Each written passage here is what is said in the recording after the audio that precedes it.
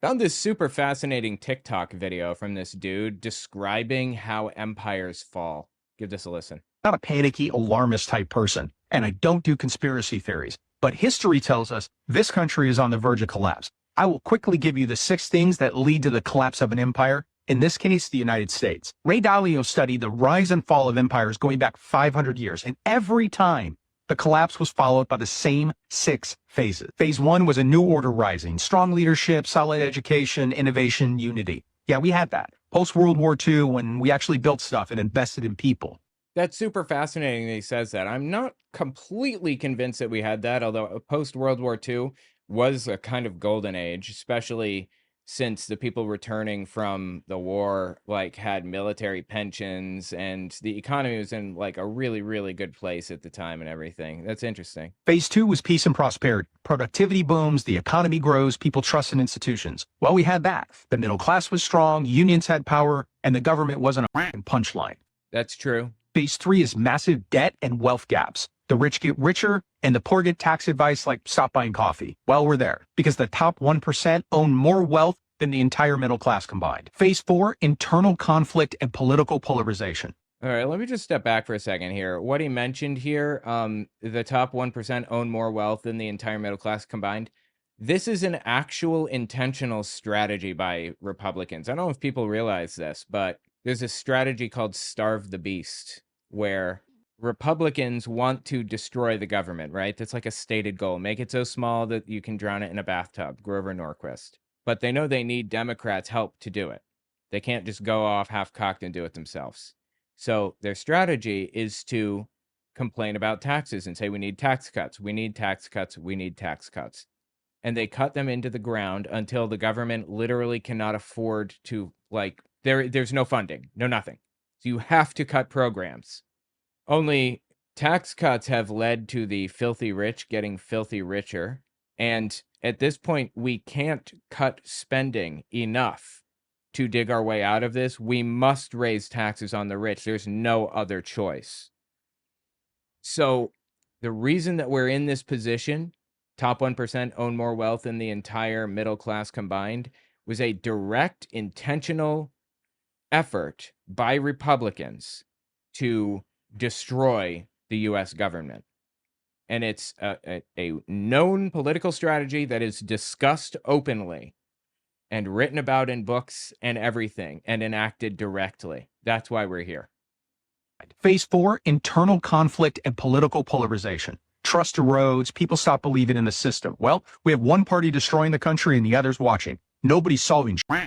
Now, that's a super fascinating perspective, right? One party's destroying the country and the other is watching. Phase 5 is the loss of reserve currency status and global power. Dalio said this stage includes excessive debt creation, weakening productivity, and rising internal conflict. Debt, we're at 36 trillion and climbing. We're adding a trillion every 100 days. Productivity has slowed drastically. Internal conflict, well, amongst a million other things, 58% of Republicans still think the 2020 election was stolen. Yeah, this is super fascinating too. Listen to what he says here one more time. Phase 5 is the loss of reserve currency status and global power. If people don't know what that means, let me just kind of elaborate on this a little bit. When people say that we're the reserve currency, what that means is the US dollar is viewed as powerful, as strong and unlikely to default. Like we're going to continue to pay interest payments on the debt, right? It's not going to default, most likely.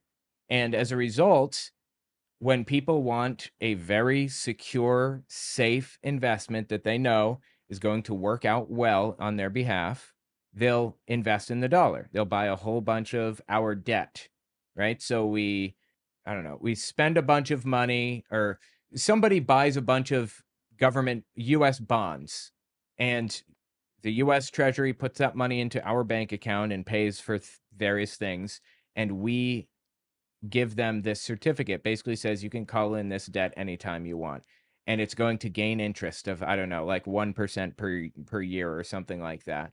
But it's a solid, trustworthy source of information, or a source of interest that you know is going to come back to you. And that makes the US currency more powerful, but the world is losing trust in the dollar, in the US government, and our ability to pay for things.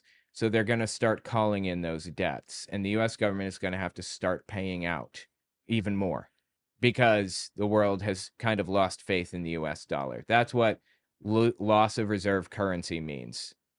The world does not view us as a stable country anymore, and they don't trust our economy. That's what he means by that. Status and global power. Dalio said this stage includes excessive debt creation, weakening productivity, and rising internal conflict. Debt, we're at 36 trillion and climbing. We're adding a trillion every 100 days. Productivity has slowed drastically. Internal conflict, well, amongst a million other things, 58% of Republicans still think the 2020 election was stolen. Clearly, we're deep in phase 5. Phase 6 is collapse, revolt, or radical reset. Dalio said this phase usually brings civil wars, revolutions, or a major restructuring of the system. Now look around. We've had an insurrection attempt, record gun violence, massive protests, jobs plummeting, the military deployed in Los Angeles, election denial, alligator Alcatraz, and even the Supreme Court giving Trump a green light to pretty much do whatever he wants unimpeded. We're not fully there yet, but there are cracks. I like to think I'm a realistic optimist, but since we've already hit 5 phases and we're teetering on 6, I think our only chance at righting the ship is in the midterms. So we better get loud and stay loud, because this MAGA experiment has done nothing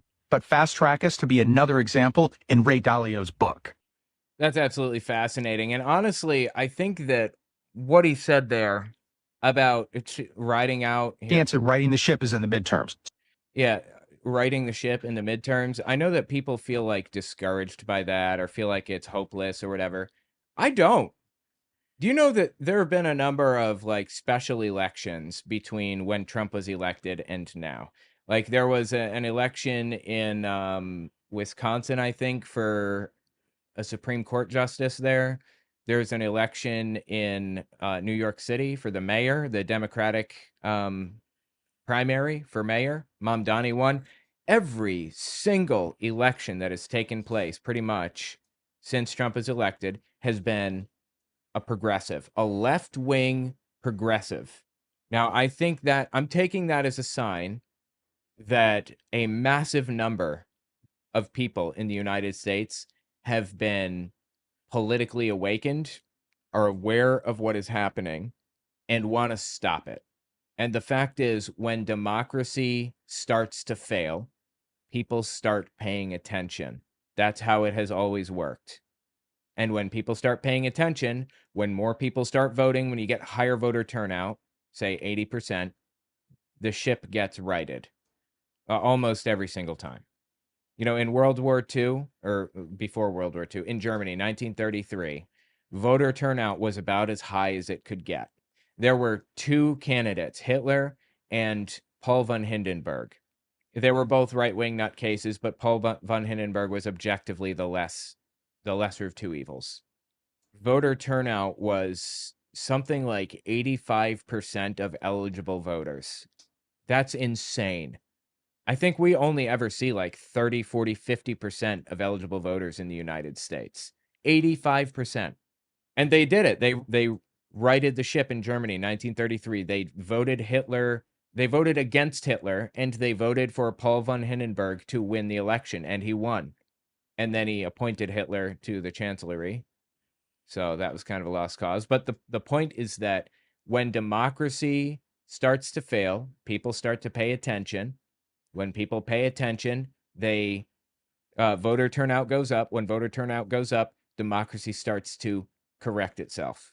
I think that's what we're seeing right now in the United States, and I think that's what we have to look forward to in the midterms. I believe, to the bottom of my heart, that in the midterms, we're going to have a massive swell of support on the left, a massive swell like we've never seen before. It's interesting that not only are our elections leaning more left, but the second Trump was elected, elections in like Canada, for example, began to go more left than were originally expected. Absolutely, that's true. That's because there's a massive push against fascism worldwide now, not just in the United States, but worldwide. And again, that's a really good sign. Anyway, I don't know. I guess we'll have to wait and see. Do you know that Zoran Mamdani, the guy that won the Democratic primary in New York City for mayor, he got more votes than any Democratic primary candidate ever in New York City, in the New York City election. When do we know the results? Are you aware? I believe general election is in November, I think. Let's find out. Let me see if I can. Find out when we're gonna get a new mayor. Yeah, Well, New York's gonna get a new mayor. election for NYC, November 4th, 2025. Yep. So we're gonna know in the next 4 or 5 months, basically. In the next 4 months, we'll know who the mayor is gonna be. It's also kind of fascinating to see the left turn on itself. Like there are some center slash right leaning people on the left who are fighting against Zoran Mamdani or progressive candidates generally hard. I didn't see that happening. I didn't expect that. Sometimes you go too far left and you end up in a a bad position. Well, I don't think that there's a single left-wing candidate in the United States that is too far left right now because the United States is so off in far right la la land right now. Like on a world stage, you and I are considered center right, but our understanding of politics is so skewed by the American perception of what left and right are that we think that we're left wing. Europe, like in Europe, we are center. We're probably center left in Europe. And it's absolutely wild to see how completely off in la la land the United States has gone. Anyway, tell me what you think about it in the comments.